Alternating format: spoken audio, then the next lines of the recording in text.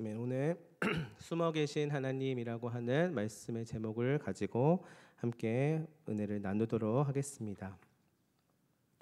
오늘날 우리에게 있어서요, 일상생활 속에 빼놓을 수 없는 필수품으로 자리매김한 물건이 있다면 그것은 무엇일까요? 1번 핸드폰, 2번 가방, 3번 물티슈, 4번 마스크. 이렇게 보기를 드린다면 여러분들은 이 중에서 하나를 고르셔도 되고요, 여러 가지를 고르셔도 되는데 마음속으로 한번 골라보시기 바랍니다. 네, 고르셨습니까? 네, 잘하셨습니다. 네, 이것들 외에도요, 각자가 생각하는 또한 필수품들이 저마다 다를 것 같아요. 어떤 이들은요, 요즘에 이제 스마트 시계라고 해서 핸드폰과 비슷하지만 이렇게 손목에 차고 건강도 체크하고 심박수도 체크하고 또 문자나 카톡이나 전화도 받을 수 있는 그런 요즘에 또 유행하는 그런 물건이 있는데 그것을 또 필수품이라 생각하는 사람들이 있어요. 또는 우리 또 태블릿 PC라고 하죠. 우리 설교할 때나 또는 교회에서도 악보를 보는데 많이 사용하기도 하는데 이 태블릿 PC가 많은 부분으로 또한 꼽을 수 있을 것 같습니다. 또 어떤 분들은요, 이제 각종 비타민제나 건강 보조식품을 필수 용품이다라고 이야기할 수 있을 것입니다. 그래서 나는 무조건 건강 보조식품이나 이 비타민 같은 것들을 챙겨 먹어야 된다라고 생각하시는 분들이 있을 것 같아요. 또 어떤 분들은요, 손수건이나 또는 스카프 같은 것들을 평소에 많이 애착을 가지시고 계시는 분들도 있을 것입니다. 그런데요, 재밌는 것은 그 중에서도 아까 전에 4가지 보기를 드렸던 것 중에서 4번에 보면은 마스크가 있었습니다. 마스크는요, 조금 사실 이례적인 것 같아요. 왜냐하면 필수품이라고 이야기하는 것이 언제부터 그렇게 이야기했는지 우리는 어느 정도 서로가 공감하고 있는 부분들이 있습니다. 사실은요, 대부분 옛날부터 이 마스크를 기본적으로 챙기는 습관이 있지는 않았던 것 같거든요. 제 생각에는요. 근데 코로나 시기를 지나면서 거치면서 이제는 너도 나도 쟁여놓고 이따금씩 꺼내서 사용을 하시는 것 같아 보여요. 그래도 지금은 이제 이렇게 조금 자유로워졌지만 불과 몇 해 전까지만 해도 코로나가 심할 때는요, 그냥 무조건 있어야 하는 의무사항이었습니다. 그냥 우리가 이것을 필수품을 어느 정도 가지고 있고 집에다 쟁여놓고 쓰는 게 아니라 무조건 쓰고 다녀야 하는 때가 있었습니다.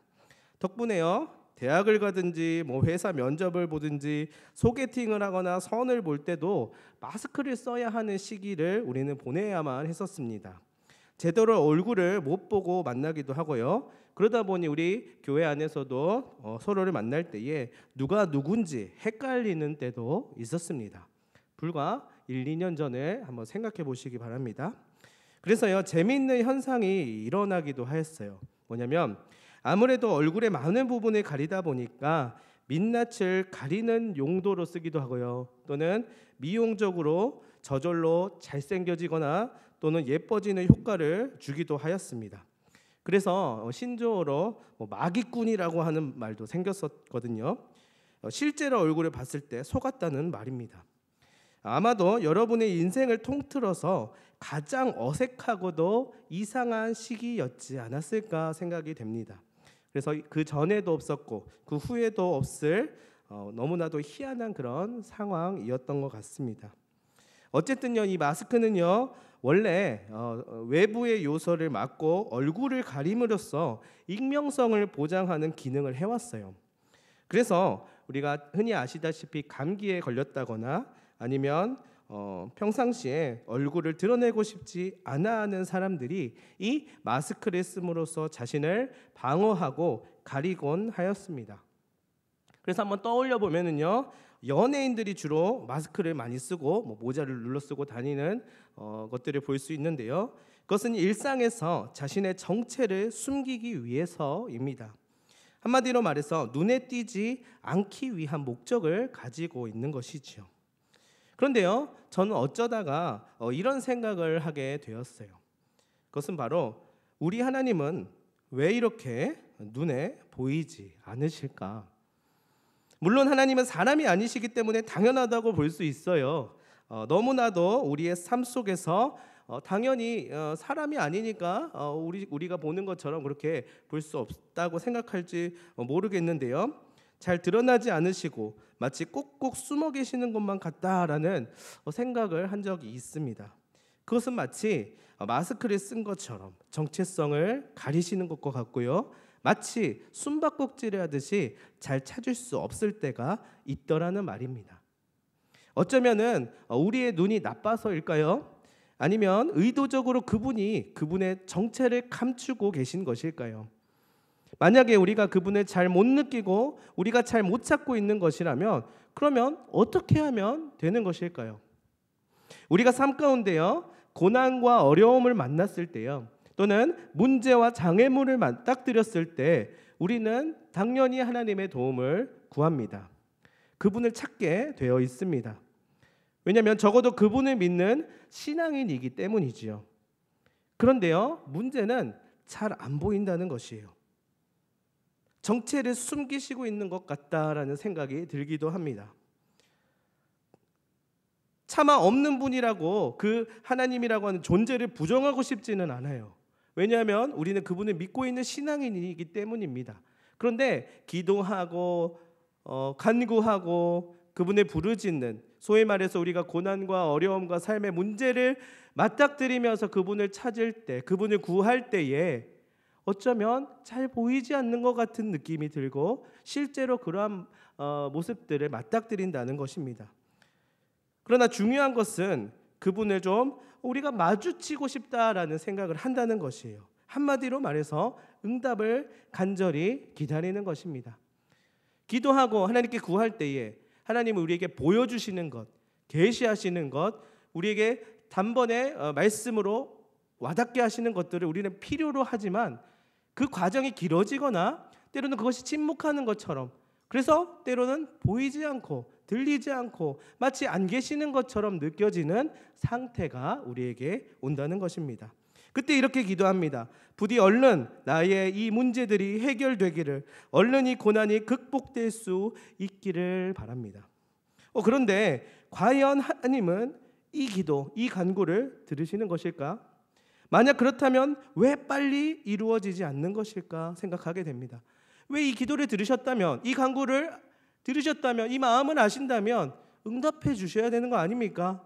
알려주셔야지 내가 주님의 현존을 알고 내가 믿고 있는 그 주님이 나와 함께 하시고 지금도 계시는구나를 알 텐데 왜 이렇게 더디고 침묵만이 가득한 것처럼 느껴지는 것일까요?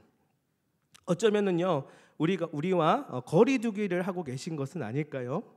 눈앞이 캄캄할 때, 고난이 심할 때는 이런 생각도 들기도 합니다. 네, 그렇습니다. 우리는 마치 오늘 말씀의 제목처럼 숨어 계신 하나님을 향하여 이제 그만 그 정체를 드러내셔서 당신의 전능함으로 이 세계를 치유하시고 나를 좀 바라봐 주시고 우리를 돌봐주세요라는 솔직한 심경을 고백한다는 것입니다. 오늘 우리가 읽은 요한복음 1장 14절을 봤더니요, 이렇게 이야기하더라고요.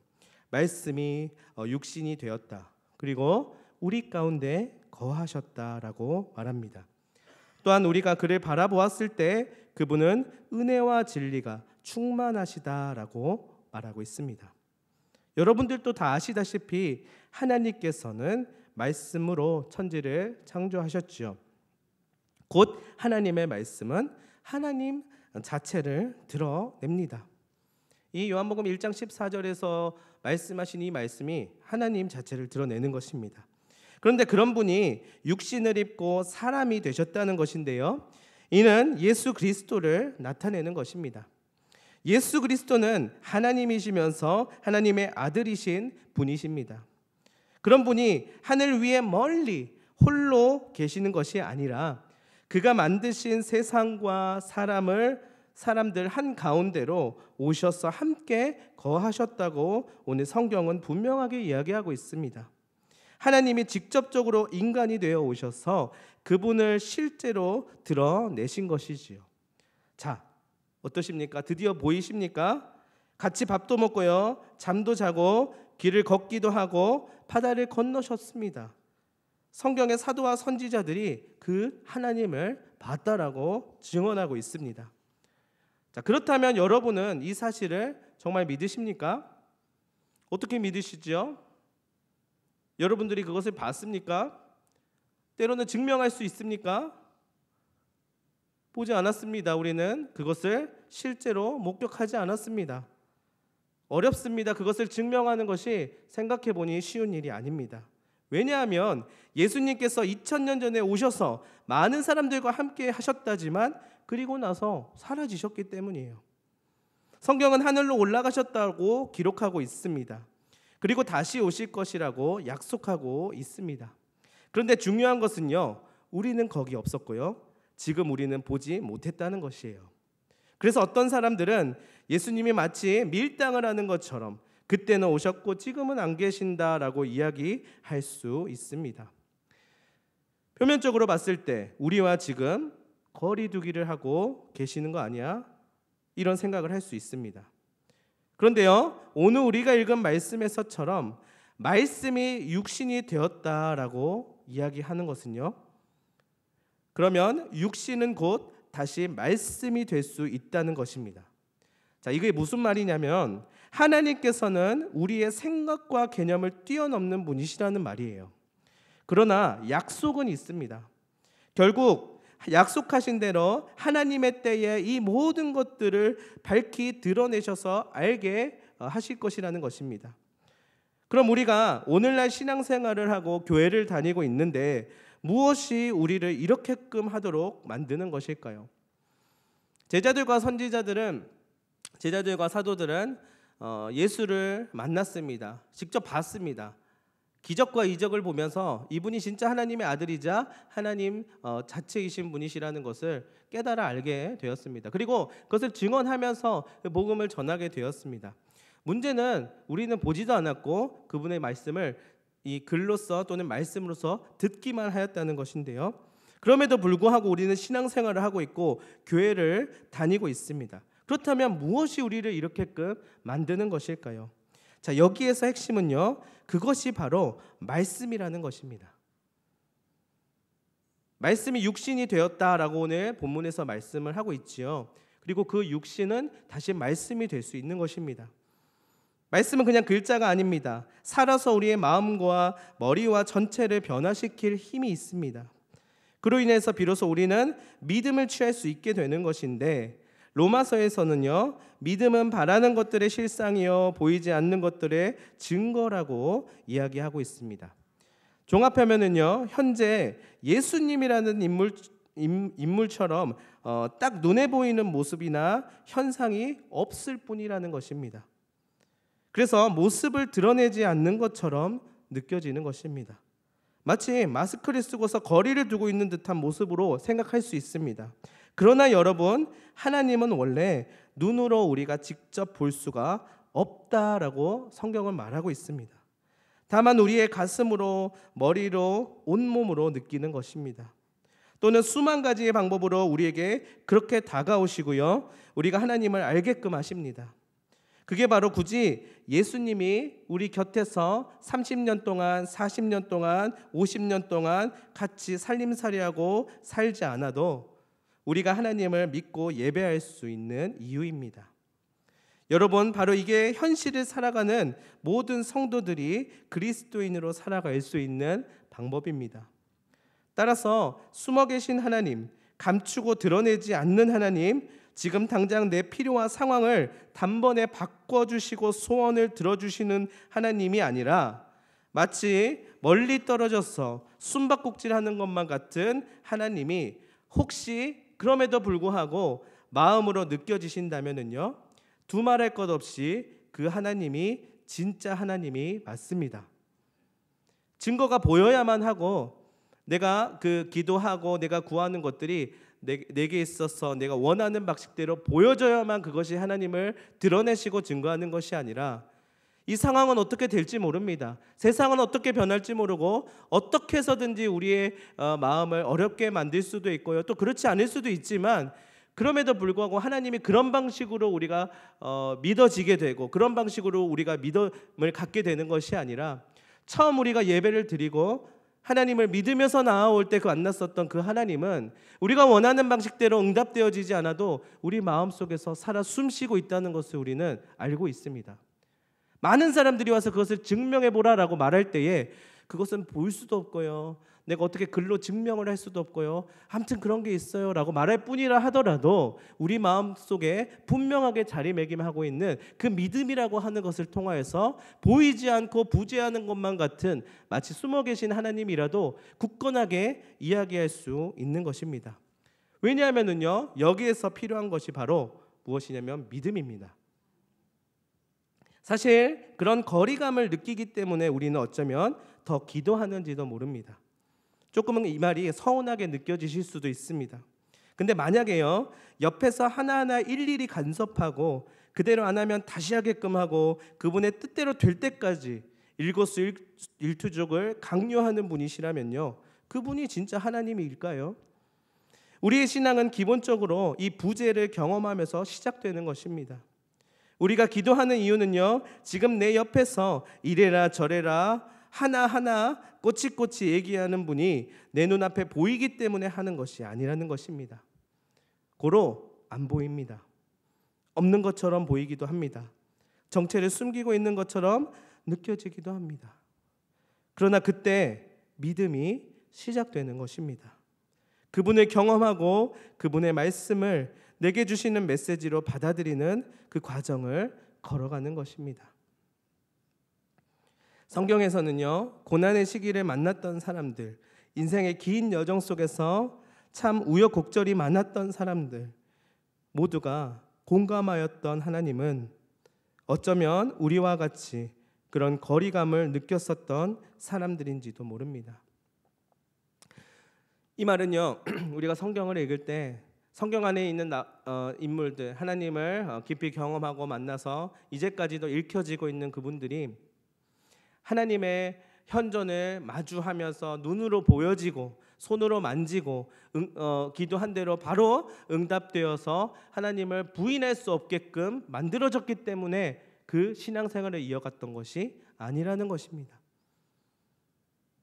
만약 그랬다면 성경에 있는 모든 인물들이 정말 대단하고 성공한 사람들이겠지만 그토록 실패하고 찌질하고 하나님 앞에 부끄럽게 짝이 없는 인물들이 너무나도 많이 나옵니다. 마치 우리의 모습을 보는 것과 같습니다. 그러나 그로 인하여 우리가 하나님을 찾고 구하고 기도하며 하나님의 뜻을 따라서 때마다 주시는 말씀을 붙들고 앞으로 나아가기를 바라시는지도 모르겠습니다. 그래서 우리가 믿고 있는 하나님은요, 모두 우리의 마음 가운데 임하시는 분이십니다. 재림주로 다시 태어나거나 어떠한 단체나 교리체계로 등장하시는 그런 분이 아니라 그야말로 영적인 눈으로 보아야 할 영적 존재이십니다. 이것을 조금 어려운 말로 신학에서는 내재적 하나님이라고 말합니다. 자, 경륜적 하나님이라고 하는 것은요, 세상을 만드시고 주관하시고 일하시고 그분의 뜻을 역사를 통해서 이루어 나가신다고 말해요. 그런데요, 이 경륜적 하나님은요, 어쩌면 우리가 한 번에 와닿게 받아들이기는 어렵습니다. 무슨 말이냐면 하나님의 일하심을 우리가 어찌 그 경륜을 알고 따라가고 그것을 이해할 수 있겠냐는 말입니다. 그래서 내재적 하나님이 구속사의 관점으로 봤을 때 우리 안에서 우리를 부르시고 이끄시고 역동하시고 말씀하고 계시는 것입니다. 그러면요, 우리는 소위 말해서 이 경륜적 하나님을 보여주세요, 역사로 삶을 통하여서 드러나서 계시로 내 눈앞에 떡하니 보여주세요 라고 기도할 것이 아니라 나에게 세상에서 보여지도록 알아서 좀 해주세요 라고 할 것이 아니라 내 안에 가장 귀하신 분, 하나님께서 나를 처음 믿게 하셨던 그 믿음이 한낱 거짓부렁이 아니었음을, 단순한 감정적인 동요가 아니었음을 다시금 확인시켜 주세요라고 믿고 신뢰하며 영적인 눈과 귀를 열어야 하는 것입니다. 우리는 우리 마음 가운데 내게 말씀하시는 하나님을 믿고 있어요. 그런데요, 그 하나님이 세상을 어떻게 운행하시고 어떻게 역사하시는지는 솔직히 말해서 우리는 아무것도 모릅니다. 어떠한 방법으로 역사하시고 세상을 이끌어가시고 통치하시는지 우리는 알 길이 없습니다. 그러나 분명하게 아는 것은 그 모든 상황 가운데서 나에게 찾아오셔서 나를 부르시고 이 연약하고 누추한 내 마음의 자리에 오셔서 나를 어루만지시는 그분을 알 뿐입니다. 여러분, 그 하나님이 모세가 만났던 그 하나님이 맞습니다. 여러분, 그 하나님이 야곱이 만났었던 하나님이고요, 그 하나님이 바울이 만났었던 그 하나님이 맞은 거예요. 그리고 그 하나님이 세상을 지으시고 만드시고 코에 생기를 넣으셨던 그 하나님이 맞습니다. 그 하나님이 우리의 마음속에서 동일하게 역사하고 계시는 것입니다. 다만 실제적인 내 삶에 있어서 이 부재의 경험, 숨어 계신 하나님처럼 보이는 것, 즉 쉽게 말해서 고난이라고도 말할 수 있고요, 침묵이라고도 말할 수 있고 어두운 밤이라고도 할 수 있는 것이 실제로 있지만 그것이 끝이 아니라는 것을 이야기해 줍니다. 여기서 분명한 사실은 그것이 내게 있어서는 끝난 것 같고 이게 다인 것 같처럼 느껴지지만 내 안에 살아계시는 그 하나님께서 우리와 함께 하시고 현존하는 한 그 눈앞에 있는 상황과 문제들이 끝이 아니라는 것을, 내 안에 살아서 역사하셔서 이 모든 것들을 온전케 하실 하나님이 살아계시다는 것을 분명하게 해줍니다. 하나님이 우리 마음 가운데 들어오셨을 때는 네가 어느 순간에 믿음을 네가 좀 덜 믿거나 좀 믿음이 약해지거나 조금 하나님께 대한 헌신이 적어지면은 언젠간 떨어지게 돼 있어. 그렇게 얘기하시면서 우리 마음 가운데 들어오신 분이 절대로 아니십니다. 내가 너를 붙들 거야. 내가 너를 바라보고 있고 너는 내 자녀야. 내 아들이요 딸이야. 이렇게 말씀하시면서 우리가 혹 넘어질 걸 아시면서도 우리를 붙드시는 분이 우리 마음 가운데 분명하게 계시다면 그것이 구원의 확신이 아니고 무엇이겠습니까? 말씀해 봤더니요 우리 가운데 거하신다라고 말합니다. 그분이 우리가 아는 그분입니다. 말씀에서 이야기하고 계시는 분이 그냥 말씀으로서 그냥 읽혀지는 게 아니라 지금 우리와 함께하고 계시다고 우리에게 현존을 이야기하고 계시는 것입니다. 소위 말해서 내재적 하나님, 보이지 않아도 믿음으로 붙잡으며 부르짖었던 그분이 우리를 정녕 떠나서 저기 먼 하늘 끝에 저기 천왕성과 명왕성에 계시는 것이 아니라 우리를 끊임없이 돌보시고 바라보시고 계신다는 말입니다. 허나 하나님의 크신 뜻 가운데 사사건건 개입하셔서 내 의지라고는 일말의 가능성도 없이 내 정신을 폐쇄적으로 막아버리는 것이 아니라 눈에 보이는 우리의 현실 너머에 계시면서 우리가 걸음마를 떼고 한 걸음씩 한 걸음씩 걸어가는 것을 지켜보시는 것과 같습니다. 여러분, 애들을 걸음마 훈련을 시킬 때 옆에서 계속 꼭 붙잡아주면서 다리도 같이 움직여주면서 그것을 계속 손으로 받쳐주고 그것을 내 힘으로 움직여주면은요, 이 아이는 스스로 걷지를 못합니다. 물론 처음에는 도움이 필요하지만요, 궁극적으로 스스로 걷다가 넘어지고 다시 일어나고 다시 딛고 몇 걸음 가고를 반복해야만 합니다. 그렇다고 그때 부모가 100m, 200m 밖에서 다른 데 보고 있거나 그런 것은 아닙니다. 보고 있습니다. 계속 보고 있습니다. 놓치지 않고 있습니다. 아기 입장에서는 조금 서운할지도 모르겠습니다. 좀 도와주면 덧나나? 저게 부모인가? 근데 그렇게 해야 걷는 것을 알고요, 경험하고 이 세상을 살아가는 데 있어서 첫 발을 떼는 일을 해낼 수 있는 것입니다. 그러나 부모는 결코 그 아기를 버린 것이 아닙니다. 오히려 더 애끓는 마음으로 지켜보고 혹여나 정말 심하게 넘어질까 봐 노심초사하기도 합니다. 그리고 나서 쿵하고 무릎을 찍을 때면 누구보다도 더 아파하죠. 어쩌면 이게 우리 하나님의 마음인지도 모르겠습니다. 여러분, 아기 입장에서는요, 왜 나에게 개입해서 편하게 해주시지 않지 생각할 수 있습니다. 지금 당장 내가 하고 싶은 것을 할 수 있게 해줘야 하는 거 아니야? 그게 부모 아니야? 라고 말할 수 있겠지요. 내가 신앙생활을 하는 대상이신데 헌신하고 봉사하고 헌금도 했는데 세상에 이게 뭐야? 숨어 있다니 그게 말이나 돼? 그런데요, 혹시 우리처럼 답답한 모습 그대로 속상하고 서글픈 감정을 함께 느끼시면서 우리 가운데 거하고 계시는 것이라고 생각해 보신 적 있으십니까? 좀 그렇습니까? 이런 모습이 더 이상 전능한 능력의 하나님 같아 보이지 않으십니까? 여러분, 그렇게 따지면은요, 십자가를 지신 하나님도 말이 안 되는 모순입니다. 전능하신 하나님은 그럴 수 없는 것이니까요. 얼마나 답답하고 미련한 짓입니까?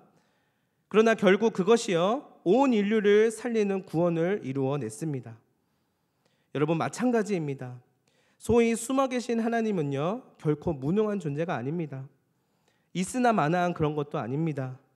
어쩌면 인간의 욕심과 이기심 때문에 더욱 살기 팍팍하고 어려워진 세상, 처음 하나님이 지으시고 보시기에 좋았다고 말씀하신 그 세상이 아닌 인간의 죄로 인해 파괴해온 오늘날의 자연과 생태계, 그리고 그로 인해 생긴 각종 질병과 감염병과 또는 서로를 밟고 올라가서 생존에 유리한 고지를 점령하고자 하는 현대인의 처절한 경쟁 사회에서 우리와 함께 이 어려움을 맞닥뜨리시면서 극복해 가고 계시는 것입니다.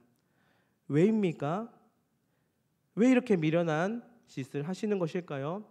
금방 그분의 전능함을 드러내셔야 하는 거 아닙니까? 하나님이시라면 모든 어려움을 다 제하시고 그분의 능력을 통해서 많은 신자들을 얻고요, 많은 믿음의 성도들을 얻게끔 하는 게 더 지혜로운 방법 아니겠습니까?